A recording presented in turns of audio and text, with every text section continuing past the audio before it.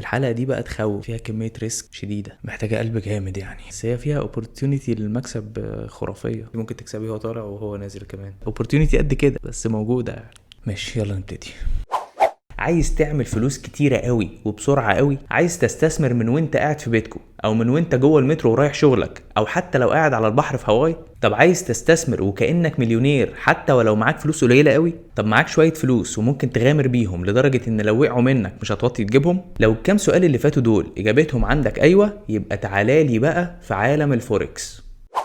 هو مبدئيا كده خلينا نتفق ان الحلقه دي هنقسمها نصين. النص الاولاني هشرح لك فيه فكره الاستثمار في العملات عموما واساسها ايه، وهدي لك كمان شويه معلومات عن ربط العمله والتعويم. اما بقى النص التاني من الحلقه فده هكون بكلمك فيه عن استثمار العملات في الكونتكست او المضمون بتاع الفوركس، وده عن طريق المضاربه بالليفرج. والليفرج دي كلمه هشرح لك معناها بالتفصيل في الحلقه، وطبعا كالعاده هقول لك مميزات وعيوب واستخدامات النوع ده من الاستثمار، لكن اغلب كلامي هيكون عن الفوركس بالمفهوم المتعارف عليه، يعني مش مجرد تجاره العمله اللي هي بتاعه البنك والصرافه وما شابه. بس دلوقتي ولو انت متابعني بقالك فتره المفروض تكون عارف انا هقول ايه، هما الكلمتين بتوع كل مره. لو لسه مش مشترك على القناه اشترك، ولو الفيديو ده عجبك ابقى اعمل لايك، ولو عايز تفيد صحابك ابعت لهم الفيديو ده، ولو عايز تبسطني انا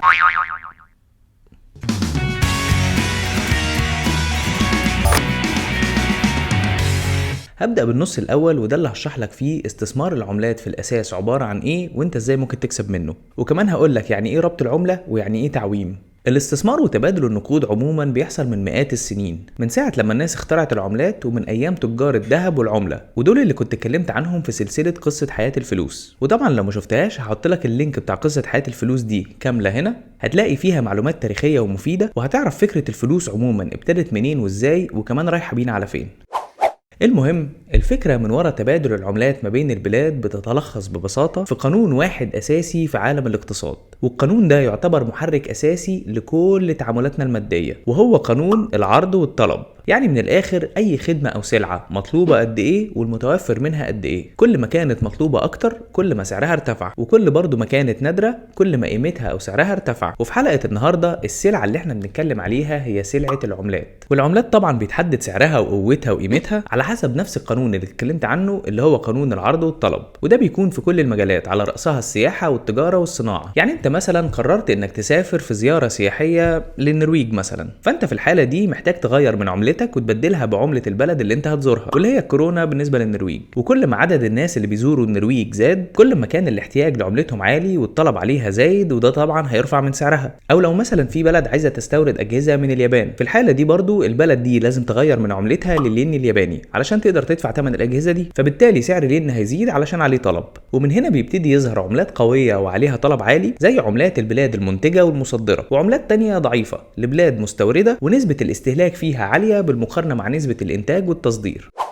وخليني هنا بقى اشرح لك كلمة منتشرة وبالذات اليومين دول، وهي كلمة التعويم. بس قبل ما اشرحها لك هشرح لك الاول وعلشان الصورة توضح اكتر عكس التعويم، اللي هو سعر الصرف الثابت او الفيكست اكسشينج ريت، واللي فيه البنوك المركزية بتتحكم في سعر عملة الدولة عن طريق التحكم في كمية المعروض من العملة الصعبة. ومن اشهر اشكاله هو ربط العملة او الكرنسي باجينج. في بلاد كتيرة بتختار انها تربط عملتها تماما بعملات بلاد تانية، عادة بتكون عملات قوية زي مثلا الدولار او اليورو، وتيجي دولة ما تقرر انها هتربط وتوحد سعر الصرف بتاع عملتها مع الدولار مثلا. في الحالة دي العملتين تقريبا بيعاملوا على انهم عملة واحدة ولكن مع اختلاف سعرهم، زي مثلا الدرهم الاماراتي ما هو مربوط بالدولار والسعر ما بينهم ثابت على رقم 3.67 بقاله حوالي عشرات السنين. يعني الدولار يطلع الدرهم يطلع معاه، والدولار ينزل الدرهم برضه ينزل معاه. والدول بتعمل الباجينج او ربط العملة لان ده بيساعد على الاستقرار الاقتصادي للبلد دي، وكمان بيدي توقع مستقر لسعر الصرف ما بين الدول دي على المدى الطويل، وده بيسهل جدا عملية التجارة ما بين الدولتين وبيدي فرصة احسن للتخطيط المستقبلي. في دول كتيرة جدا ربط عملتها بالدولار، واشهرهم دول الخليج وكمان جزر الكاريبي، وفي كمان دول ربط عملتها باليورو زي الكونا الكرواتي والدرهم المغربي. طب ده ربط العملة، امال ايه بقى التعويم او الكرنسي فلوتينج؟ هقول لك انا. التعويم هو عكس ربط العملة، وهو الأساس اللي اتكلمنا عنه بتاع قانون العرض والطلب. يعني هتلاقي العملات الرئيسية زي الدولار والين واليورو كل دي عملات متعومة، يعني قيمتها بتتحدد على حسب العرض والطلب عليها. ولكن عموما وسواء كانت العملات سعر صرفها ثابت أو متعومة، فإن البنوك المركزية بتلعب دور مهم جدا في محاولة السيطرة على ارتفاع وهبوط سعر العملات، لأن الحكومات والبنوك المركزية من مصلحتها إنها تخلي سعر عملتها دايما مناسب لحركة التجارة الدولية بالذات في التصدير والاستيراد. نرجع بقى لموضوعنا تاني اللي هو الاستثمار في العملات وانت ازاي تكسب منه. الفكرة ببساطة هي انك بتشتري عملة ما ومتوقع ان سعرها هيزيد في مقابل عملة تانية في المستقبل، وده لما بيحصل انت بتكسب فرق السعر ما بين العملتين وهو ده اللي بيشكل ربحك. يعني مثلا انت متوقع ان الدولار الامريكي سعره هيزيد قصاد اليورو، فبتقوم شاري دولار وتفضل محتفظ بيه لحد ما سعره يتغير على حسب توقعك، وبعدين تبيع الدولار اللي معاك باعلى من السعر اللي اشتريته وتكسب الفرق. بس خلي بالك من حاجة مهمة جدا، وهي ان في الظروف الطبيعية التغيرات اللي بتحصل ما بين فروقات سعر العملات الرئيسية بتكون تغيرات بسيطة جدا وكمان على فترات بعيدة جدا. يعني مثلا سعر اليورو مقابل الدولار بقاله حوالي 10 سنين بيلعب في منطقة ال 1.1 1.2، يعني كل يورو يجيب لك دولار و10 سنت او دولار و20 سنت، وده على مدار 10 سنين، مع وجود بعض الاستثناءات احيانا طبعا زي اللي حاصل دلوقتي وان سعر الدولار بقى اعلى من سعر اليورو شوية. هديلك مثل بالارقام. هنفترض ان انت معاك 100 يورو ودول ممكن يجيبوا حوالي 110 دولار، وانت متوقع ان سعر اليورو هيزيد قصاد الدولار. فلو ده حصل فعلا وبقت ال 100 يورو بعد سنه بتجيب 111 دولار، يبقى مبروك عليك، كسبت تقريبا 1% في سنه. بمعنى تاني انت كده محتاج لمئات الالاف من الدولارات او اليوروهات عشان دول لما تتداول بيهم يا دوبك تحس بفرق السعر وبالتالي تحس بقيمه المكسب. وعلشان كده ومن هنا ومع التقدم التكنولوجي وشبكات الكمبيوتر والإنترنت اتقدم للعالم مفهوم جديد عن تداول العملات عن طريق الرافعة المالية أو الليفريج، وده اللي بقى متعارف عليه مجازا باسم الفوركس. والفوركس هي اختصار لكلمات فورين اكسشينج أو تداول العملات الأجنبية، وهو ده نوع الاستثمار المقصود في الحلقة دي واللي هركز عليه في النص التاني. الاستثمار في الفوركس عادة بيتم اونلاين، واول خطوة لازم تبدأ بيها هي اختيار البروكر او السمسار اللي هتتداول من خلاله. ولما اقول بروكر او سمسار في الحلقة دي يبقى المقصود بيها هو شركة مش شخص. واختيار البروكر ده خلي بالك هو اختيار مهم جدا، ولازم في الاول تقضي شوية وقت في اختيار البروكر المناسب بالنسبة لك وكمان بالنسبة للبلد اللي انت فيها، لان مش كل البروكرز شغالين في كل البلاد. وحاجة تانية مهمة جدا لازم تعرفها، وهي ان الفلوس اللي انت هتتداول بيها هتكون موجودة عند البروكر ده، فلازم تتأكد طبعا من تراخيص وكفاءة وحجم البروكر، ولازم تعرف مين هي الجهات الرقابية اللي بتراقبه، وتتأكد ان انت مش مختار شركة تحت السلم، علشان لو اختفت بكرة من على وش الارض هتلاقي فلوسك كمان اختفت معاها. طبعا انا متأكد ان بعد الكلمتين دول هيجيلي رسائل وتعليقات كتير جدا بتسألني عن مين هو البروكر او السمسار اللي انا برشحه، والحقيقة ان موضوع ترشيح البروكر المناسب ده موضوع كبير جدا ومهم جدا، وعلشان كده يستاهل له حلقة لوحده. وحلقة النهاردة مش مجالها ترشيحات البروكرز، حلقة النهاردة فيها بس الخطوط العريضة والأساسية لفهم الطريقة دي من الاستثمار، لكن أوعدك إني في المستقبل هعمل حلقات مخصوص لمناقشة وشرح وتقييم البروكرز المختلفة. بعد لما بتختار البروكر المناسب ليك اونلاين وبتحول عليه الفلوس اللي عايز تستثمرها، بتبدأ في تداول العملات المختلفة من خلال البلاتفورم او المنصة اللي بيوفرها لك البروكر ده. واشهر المنصات هي طبعا منصة MT4 و MT5، ودول اللي بيستعملهم اغلب البروكرز، ولكن في بروكرز تانيين بيكون حجمهم كبير جدا لدرجة ان بيكون عندهم المنصات الخاصة بيهم هم.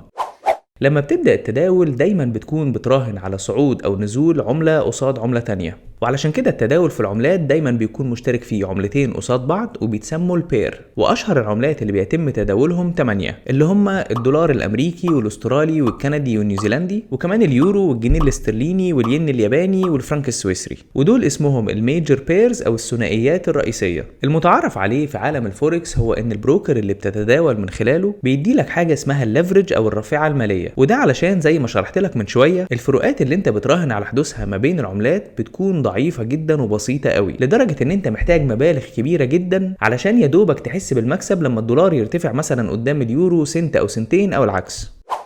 وخليني هنا اشرح لك ايه هو الليفرج وبيعمل ايه بالظبط. الليفرج او الرافعة المالية دي بتكون فلوس البروكر بيسلفها لك من عنده، وده بهدف انه يكبر لك حجم المبلغ اللي بتتداول بيه بنسبة كبيرة جدا، وعادة بتكون في رينج ما بين 20 ولحد 200 ضعف فلوسك. يعني انت مثلا بتحط عند البروكر 100 دولار ودي اللي قررت تستثمرها، يوم هو يخليها لك 10,000 دولار، وبالتالي لما بتستثمر المبلغ ده في اي حركة ولو بسيطة في سعر العملات ممكن تنعكس بمبالغ كبيرة جدا على حسابك سواء بالمكسب او بالخسارة. تعال بقى اقول لك البروكر بيكسب ازاي. البروكر عموما بيكسب باكتر من طريقة، لكن على رأسهم حاجة اسمها السبريد، والسبريد ده بيكون هو الفرق في سعر العملة ما بين سعر البيع وسعر الشراء. زي بالظبط كده لما بتخش الصرافة او البنك عشان تغير عملة، ودايما بتلاقي عندهم شاشة عليها سعرين، سعر للبيع وسعر للشراء، والفرق اللي ما بينهم هو اللي بيكون مكسب الصرافة او البنك او السمسار. اللي انا شرحته لحد دلوقتي ده هو فكرة عامة جدا عن الاستثمار في الفوركس، لكن التفاصيل اكتر من كده بكتير ومحتاجة حلقات، وده اللي غالبا انا هعمله على مدار الاسابيع والشهور اللي جاية. بس لحد لما نخش في التفاصيل تعالى دلوقتي اقولك على مميزات وعيوب واستخدامات الطريقة دي من الاستثمار، ويلا بينا نبدأ بالمميزات. اول ميزه معانا للاستثمار في الفوركس هي السيوله، وده لان حجم سوق الفوركس يعتبر من اكبر احجام الاسواق في عالم الاستثمار، وحركات البيع والشراء اليوميه ما بين العملات تقدر باكتر من 6 تريليون دولار في اليوم. تاني ميزه هي المرونه في المواعيد والاماكن للتداول، لان سوق الفوركس مفتوح للتداول 24 ساعه في اليوم و5 ايام ونص في الاسبوع، وده بيديلك فرصه الاستثمار في اي وقت على مدار اليوم، ومش مضطر تستنى مواعيد محدده واللي ممكن تكون مش مناسبه بالنسبه لك، زي مثلا في حاله تداول الاسهم واللي بتبقى مرتبطه بتوقيت فتح واغلاق البورصات العالميه. وكمان طبعا ممكن تتداول من اي حته على الكوكب طول ما انت معاك كمبيوتر او حتى موبايل متوصل بالانترنت. ثالث ميزه في الفوركس هي انك ممكن تبدا الاستثمار بمبلغ بسيط جدا، وده لان الليفرج او الرافعه الماليه بتخليك تقدر تستثمر بمبالغ كبيره جدا حتى لو انت استثمارك الفعلي هو اصلا مبلغ صغير، لدرجه ان انت ممكن تبدا تتداول باي رقم حتى ولو 10 دولار. رابع ميزه هي السرعه، لان سوق الفوركس هو سوق سريع جدا وممكن تطلع منه بمكسب 10 و20 و50% حتى في اليوم الواحد وبسرعه جدا. بس بيني وبينك كده ما تاخدش الكام ميزه دول وتفرح بيهم وتجري على طول على اول فرصه استثمار في الفوركس، اتقل شويه كده لحد ما تسمع العيوب. وبالمناسبه دي تعالى اقول لك دلوقتي على العيوب. بص بقى وركز معايا وما تتخضش من الجمله اللي جايه دي.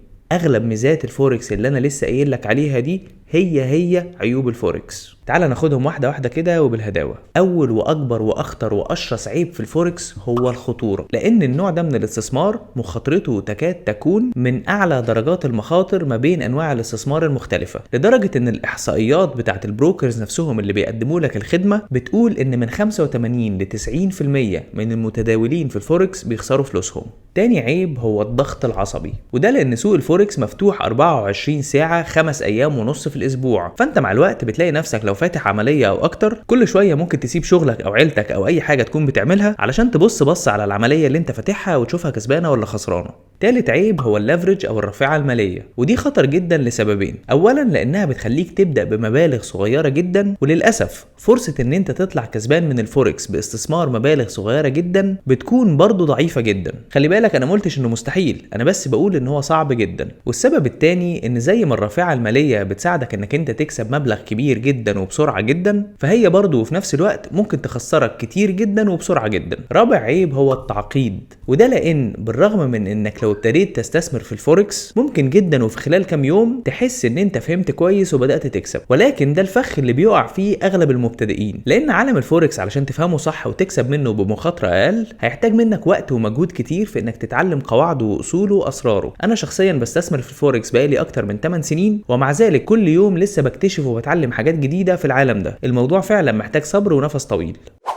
هقول لك بقى على الخلاصه، والاستثمار ده مناسب لمين؟ استثمار الفوركس مناسب جدا لحد معاه فلوس مش محتاجها ويقدر ياخد عليها مخاطره عاليه، وكمان الاستثمار ده مناسب لحد متفرغ وعنده الوقت اللي يقدر يخليه يتابع شاشات الاسعار، وكمان الوقت اللي يسمح له بان هو يذاكر الشارتس ويتبحر في علم التحليل الفني او التكنيكال اناليسيز، وكمان مناسب لحد عايز يزود دخله ويتعلم حاجه جديده جنب شغله، بس بشرط ان ما يكونش عايز يعتمد على المكسب اللي هيطلع بيه من الفوركس بشكل اساسي، لان زي ما اتفقنا ده نوع استثمار خطورته عالية جدا، وده بالرغم من احتمال المكسب اللي برضه عالي جدا. وقبل ما اقفل الحلقه دي هديلك دلوقتي نصيحه مهمه جدا لو عايز تبدا الاستثمار في الفوركس. اغلب البروكرز اللي ممكن تتعامل معاهم بيكون عندهم على المنصه اللي بتتداول من خلالها حاجه اسمها حساب تجريبي، والحساب ده ممكن تفتحه مع البروكر ويخليك تتداول في العملات بفلوس مش حقيقيه، وده علشان تتمرن عليه وتجرب فيه زي ما انت عايز. ونصيحتي ليك ابدا الاول بالحساب التجريبي ده واتمرن عليه اطول مده ممكنه. هو صحيح عيبه ان العامل النفسي مش بيكون مؤثر جدا فيه، وده مش صحيح بالنسبه للتداول بفلوس حقيقيه، وليه تاثير كبير جدا جدا على قراراتك، لكن برضو على الاقل الحساب التجريبي ده هيديلك فكره كويسه جدا عن النوع ده من الاستثمار وببلاش. الحلقه اللي فاتت لما نزلت ابص على التعليقات علشان ارد عليها، وايوه انا لحد دلوقتي تقريبا برد على كل التعليقات وبنفسي، لقيت سلسله لا متناهيه من كلمه المريخ. انا طبعا حطيت نفسي مكان اي حد بيقرا التعليقات دي ومش فاهم ده ايه، ولقى كلمه المريخ مكرره ورا بعضها بشكل يخض. المريخ المريخ المريخ المريخ. طبعا تخيلت هو ممكن يفكر في ايه وقعدت اضحك. تعالوا نعمل الحركة دي تاني ونحير الناس اللي ما بتتفرجش على الحلقة لحد الآخر، بس خلينا المرة دي نربك الناس دي زيادة شوية. وتعالوا نكتب في التعليقات حرف واحد بس، وليكن حرف القاف. قاف اللي هي سيركل وعليها نقطتين. ايوه قاف. اكتبوا لي في التعليقات حرف القاف، وأتمنى إن البونس اللي جاي ده يضحككم. تحياتي. لازم الواحد يبلع ريقه كله قبل ما يبتدي عشان ما يطلعلوش الريق في نص الفيديو. وممكن كمان تقرا في التعليق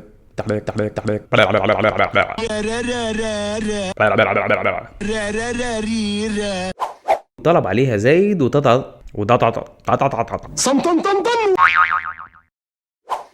وعملات تانية ضعيفة. حاسس ان الضعيفة طالعة قوية قوي. اسمها ايه اللي هو زي ما تقولي emptiness is filling me. paradox language paradox ليها اسم كده.